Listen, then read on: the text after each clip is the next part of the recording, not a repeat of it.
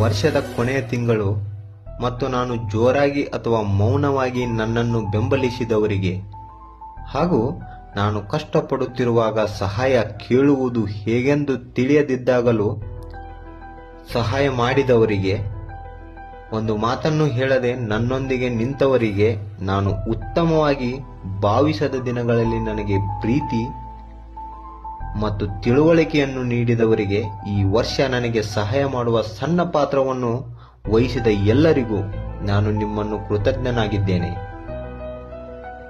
ಈ ವರ್ಷವನ್ನು ಸ್ವಲ್ಪ ಪ್ರಕಾಶಮಾನವಾಗಿಸಲು ನೀವು ಸಹಾಯ ಮಾಡಿದ್ದೀರಿ ಮತ್ತು ಅದಕ್ಕಾಗಿ ನಾನು ಶಾಶ್ವತವಾಗಿ ಚಿರಋಣಿ. ಹಾಗೆ ವರ್ಷವು ಶೀಘ್ರದಲ್ಲಿ ಕೊನೆಗೊಳ್ಳಲಿದೆ. ನೀವು ನಾನು ಹೊಂದಿದ ಅತ್ಯುತ್ತಮ ಸ್ನೇಹಿತರಲ್ಲಿ ನಾನು ಒಬ್ಬ ಎಂದು ಬಯಸುತ್ತೇನೆ.